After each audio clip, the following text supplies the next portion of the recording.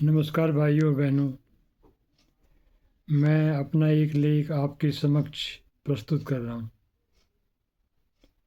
मेरे लेख का शीर्षक है भारतीय धर्मनिरपेक्षता की परम नकारात्मक भूमिका। जैसी धर्मनिरपेक्षता भारत में चल रही थी और चल रही है, वैसी धर्मनिरपेक्षता दुनिया के किसी भी देश में नहीं चल रही थी और चल रही है। संविधान बनाने वालों ने सनातन विरोधी संविधान क्यों बनाया? कुछ लोग कह सकते हैं कि सनातन धर्म जातिवाद को मानता है और जातिवाद को फैलाता है।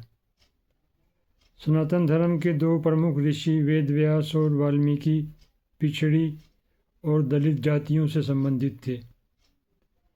स्वामी दयानंद सरस्वती ने यह सिद्ध कर दिया था कि वैदिक विचारधारा जातिवाद को नहीं मानती है। देश के जिस भी भाग में मुसलमानों की संख्या ज़्यादा हो जाती है, वह हिस्सा देश से अलग हो जाता है। यह एक वास्तविक तथ्य है। जब संविधान बन रहा था तब देश का विभाजन हो चुका था। पाकिस्तान और अन्य भागों में भयानक दंगे हो चुके थे। मुस्लिम शासनकाल में भयंकर अत्याचार सनातनियों पर हो चुके थे, पर फिर भी संविधान बनाने वालों ने ऐसा सनातन विरोधी संविधान क्यों बनाया? हमारा संविधान न केवल सनातन विरोधी है बल्कि यह विकास विरोधी भी है, क्योंकि हमारा संविधान भ्रष्टाचार और अपराध को फैलाने में बहुत अधिक सहायक है। हमारे देश में आज भी परम अपराधी और परम भ्रष्ट नेता बड़े आराम से चुनाव जीत जाते हैं।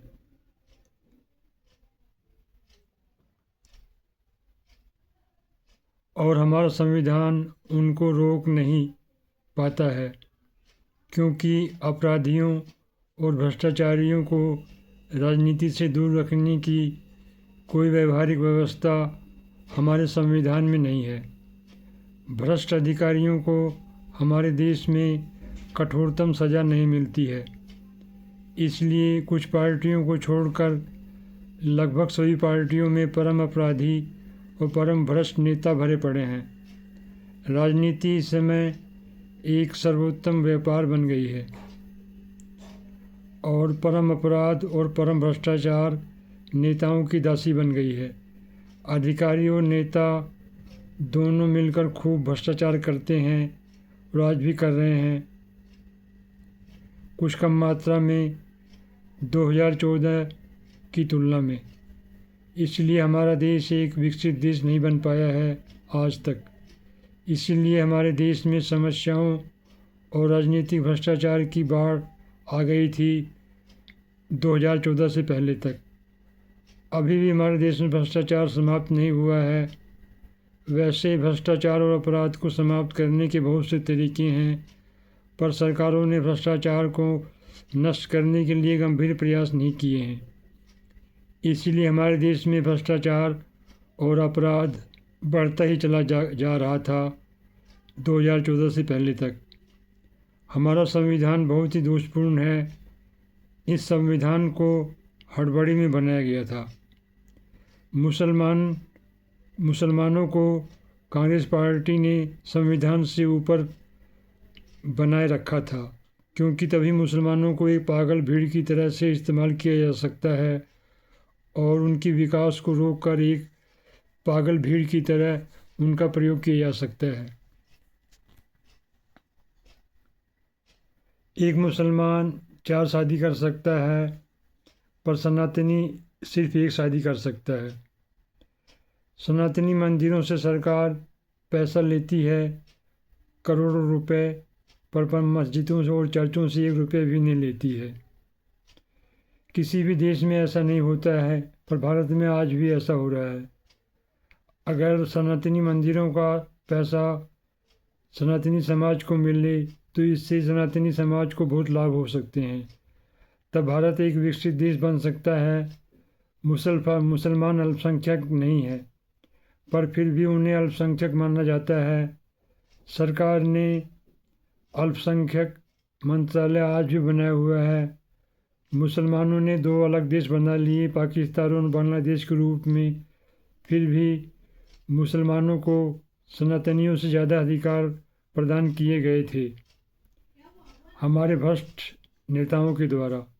विश्व में और भारत में जो भी आतंकवादी घटनाएं होती हैं, उनमें से ज़्यादातर आतंकवादी घटनाएं एक विशेष धर्म के लोगों के कारण होती है। अभी कुछ दिन पहले दिल्ली में लाल किले के सामने बम विस्फोट हुआ था। उसमें पढ़े लिखे डॉक्टरों की भूमिका स्पष्ट रूप से सामने आई थी। इस तरह से हम ये देख सकते हैं कि हमारे संविधान में बहुत से दोष हैं और इस संविधान को ठीक करना बहुत ज़रूरी है। तभी हमारा देश एक विकसित देश बनेगा, तभी हमारे देश से गरीबी और अन्य तरह की समस्याएं नष्ट होंगी। केवल तभी भारत का हर व्यक्ति खुशहाल होगा। इस तरह मित्रों, भाइयों और बंधुओं, मेरा ये लेख समाप्त होता है। मेरी वीडियो को देखने के लिए आपका बहुत बहुत धन्यवाद। अगर आपको मेरा ये वीडियो पसंद आया हो, कृपया मेरे चैनल को सब्सक्राइब कर लें, लाइक भी कर दें, शेयर भी कर दें। भारत आगे बढ़ता रहे, भारत के लोग आगे बढ़ते रहें। जय हिंद।